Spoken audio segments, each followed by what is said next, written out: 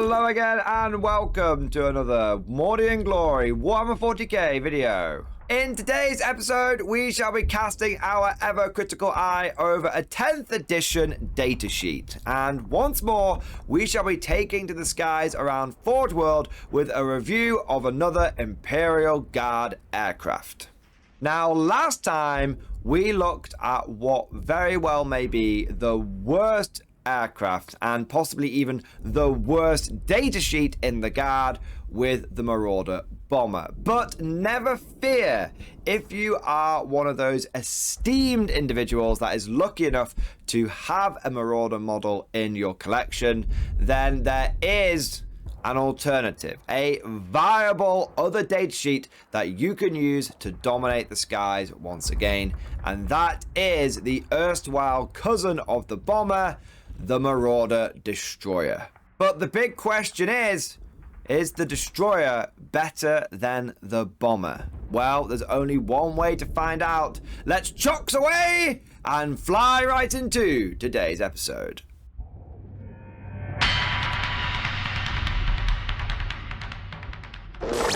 As is tradition, let us begin with a brief overview of what the hell this unit actually is. The Destroyer is a variant of the venerable Marauder bomber that was developed during the Second War for Armageddon in response to the dominance of Orc air power. It's able to hunt down enemy aircraft and is heavily armored, as well as being able to strike ground targets. Well, at least that's what it says in the fluff. But what about the crunch? How does all of this translate to the tabletop? Well, to discover the answer to that question, we need to get into the nitty-gritty of this datasheet, and let's begin with the stat line. Attention, Guardsmen! The Commissariat has detected you have not yet liked this video. Do so immediately, or else you will face the Emperor's wrath. And anyone who has not yet subscribed to the channel will be transferred to the penal battalions. That is all. Move out! Like with so many Guard aircraft, the Marauder Destroyer has a minimum move value, and this is 20 inches. This means that you have to move it 20 inches each time that you move it in the movement phase, but there is no maximum. So you can go as far as you want, but of course you will bump into the edge of the battle grid. So you won't be able to go 1,000 inches. In theory, you can do. If you're playing an apocalypse game, go nuts. Go from one end of the board to the other. But in a normal game of 40k, in a match play 2k game, you're going to get to the edge of the 44 by 60 before you really feel that infinite movement. As for its defensive stats, the Marauder has a toughness of 10, a 2+ armor save, and 20 wounds. This makes it scientifically a chonky boy. Oh lord, it coming. That is actually a very impressive defensive stat line. Toughness 10 means it's fairly resistant to things like autocannons, which we're wounding on 5s. You really need proper anti-tank to bring this thing down. You're going to need las cannons to wound it on 3s. And even then, it's going to get a 5-up save. So 33% of the time, it's going to stop your las cannon every time. And if you do get the las cannon 3, you're going to need quite a few of them. You're going to need to bring Sejuk to bear if you want to get through the 20 wounds. As for its leadership and OC, it's got a 7+ and a 0 respectively, which is what we've seen with all of the Guard flyers. 7+ means that it's a little risk at getting battle shocked, but most of the time battle shock doesn't really do anything anyway, and OC 0 means it can't hold any objectives. It's too high in the sky to be holding things on the ground. But it's not just about how hard it can get punched, and as we saw with its sister Marauder bomber, whilst the defense stat lines can be great, if you haven't got any real guns or damage output to back it up, then really it means very little. Fortunately, the Marauder Destroyer is actually packing some heat. Firstly, it comes with 2 assault cannons and 2 heavy bolters and the Marauder nose autocannons. On top of that, you can take for the low price of free a Hellstrike missile rack. Now, the heavy bolters are fairly standard issue. We've seen these all over the guard, so we're not going to cover them now. But the assault cannons are quite unique. We don't really get many assault cannons in the guard. Off the top of my head, I can't think of any other vehicle that gets them. If you know of another vehicle that gets in the guard, please let me know. But we're more of a heavy bolter autocannon kind of faction. Now, assault cannons have a 24-inch range. They fire 6 shots each. Their ballistic skill 4+. Their strength 6, AP 0, and they are damage 1. But the big thing is that they are devastating wounds. That's a lot of DACA. When you look at that, that's 12 shots. And then you add in the 2 heavy bolters. That's 18 shots in total. That is a lot of DACA. And some of those shots are going to have sustained hits. Some of those shots are going to be doing devastating wounds. There is good volume there that's going to allow you to cut down light and medium infantry with ease. But then you've also got the anti-tank options on this thing, which are the autocannons and the Hellstrike missile rack. Now, the Hellstrike is very familiar to us at this point. If you watch any of the fly videos, this thing just pops up everywhere. You can take it on pretty much any flyer, and it's good. We like the Hellstrike missile rack. It fires 2 shots. It's got ballistic skill 4+, strength 10, which makes it decent at, dealing with light to medium armor. AP -3, so it can punch through a lot of arm saves, and it has got D6 damage, which is a little swingy, but on average does give you 3 to 4 damage for each successful wound. And it's anti-fly 2+, and what's important to understand is it's anti-fly. It's not anti-flyer or anti-aircraft, it's anti-fly 2+. So even if you are shooting this thing at like a skimmer on the ground, like an Eldar wave serpent, you still get to wound them on a 2+, which makes it more anti-tank than it might first seem. Strength 10 does seem a little low. You tend to say you do need those like strength 12 las cannons and their equivalents to be proper anti-tank, but there are a lot of vehicles out there which fly, and so having anti-fly 2+ is quite a big deal. But we then get to the unique gun on this aircraft, and that is the Marauder nose autocannons, and these are really good.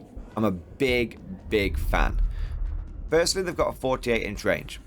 Secondly, they fire 4 shots. Thirdly, they are ballistic skill 4+. And then it starts going off the chain. Most autocannons are strength 9. The Marauder ones are strength 10. Most autocannons are AP -1, which makes them a little bit poo when shooting into cover. The Marauder ones are AP -2. That's really big deal. That's probably the nicest bit. And then you have the fact that, like all autocannons, they are a flat damage 3. But it gets even better because the Marauder nose autocannons are truly anti-tank because they have twin linked, giving them full rerolls to wound. So even if you encounter heavy armor, something that is toughness 11 or higher, with those full rerolls inbuilt, you have a certain degree of reliability. And with the AP and the flat damage, you will be tearing chunks out of almost any enemy unit. In fact, I really like the Marauder nose autocannons because they've also got good volume. They're firing 4 shots. A typical autocannon only fires 2. So you've got the volume, you've got the strength, you've got the AP, you've got the damage, and you've got the rerolls. It really is the top package. It really is everything you could possibly want from a signature weapon system. Add all of this together and you have a vehicle that has got the volume to deal with infantry and the punch to take on vehicles and the defensive stat line to take a beating itself. So there's a lot to like here. Already we can see we are well above the Marauder bomber, which just didn't have enough of anything. It didn't have enough anti-tank, it didn't have enough volume, it was just rubbish. But here's the biggie. What about the bombs? Yes, the bomb, Yuri, the bomb. The Marauder bomber was, ironically, a very shit bomber. Fortunately, the Marauder destroyer is a good bomber. I think it's called the Marauder destroyer, not because it destroys enemy units, because it thoroughly character assassinates and thoroughly destroys and overshadows the Marauder bomber. So bomb drop. Each time this model ends a normal move, you can select one enemy unit it moved over during that move and roll 6d6 for each 3+ that unit suffers 1 mortal wound. So you don't roll as many dice as you do with the Marauder Bomber, but the bombs go off on a 3+. You are not fishing for 5s and 6s. Oh, praise be.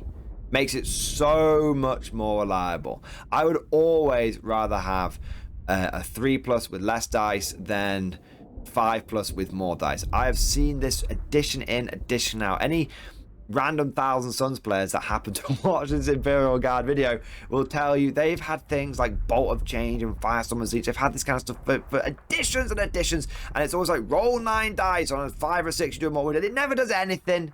It always you just never get the dice you want, whereas on a 3+, just so much more comfortable, so much more reliable. And the best bit is that unlike the Marauder Bomber, this isn't contingent on whether it is a vehicle or it isn't a vehicle. No, the Marauder Destroyer bombs are not picky. They do not care where they get dropped as long as they do get dropped. So with being just as tough, with better regular guns and better bombs, the Marauder Destroyer is a no-brainer, right? Let's all go out and put them in our tournament lists. Well, not quite. Because they are quite expensive. And I'm not just talking the real life price tag. These things will set you back a pretty penny. Your wallet will not like you for it. But I'm talking their in-game points value. They are 375 points. That's quite a lot. I don't think it is totally and utterly prohibitively expensive. But I do think that it is a bit overpriced. Bear in mind that you can get a Rogal Dawn, and I know that is a very, very good tank, but you can get that for 260 points, which is more than 100 points cheaper. The Rogal Dawn is going to come with arguably as much boom boom with its pulverizer cannon and its oppressor cannon and its auto cannon, and it's going to come with plenty of DACA in the form of the fact lots of its weapons have got blast, and it's got the stubbers, and then you've also got all the multi-melts in there as well. But the Rogal Dawn doesn't have bomb drop. You know, there's a kind of goes either way, right? So even if you say both of them are fairly equal, you then have the unfortunate situation where, okay, both are equal, but the Marauder Destroyer then costs a lot more. This is my take. The Marauder Destroyer is definitely a fun unit. It's one that you could include in your list, and it would do something. It'd do something in the game. You know, it would have a bit of fun. But the problem I think you would have is that it's just a bit points inefficient, and that there are much better options to take. But the good news is that by including it, I don't think you are crippling your list. I think you're making your list a bit less efficient. I think there are better options, but I don't think you're putting a useless unit into your army. I think it's a good unit that could do a bit of a points reduction. At least that's what I think. But of course, all of this is just like my opinion, man. Let me know what you think down in the comment section below. Are you a fan of the Marauder Destroyer, or do you think that even with it being as good as it is, the price tag's a bit much, and it does still suffer the same problems that a lot of aircraft do, which is crappy core rules? If you enjoyed today's video, don't forget to destroy that like button. Yeah. No, all right, moving on. And also subscribe to never miss an episode.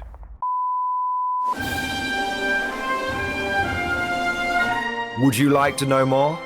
If so, then please consider becoming a channel member or patron. By supporting the channel, not only will you be doing your part, but you'll also be helping me create more content for your viewing pleasure and unlocking a whole host of perks. You get everything from a badge next to your name, custom emojis, but the big one is access to the Mordian Glory Discord server, an online community with almost 2,500 active members. It's always popping off in the MG Discord. We've got channels for army lists, hobbying, tactics, stories, and even a pretty spicy meme section as well.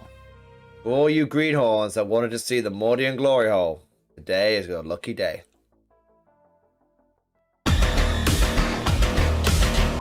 And joking aside, I do want to say a massive thank you to all of the current channel members and Patreons.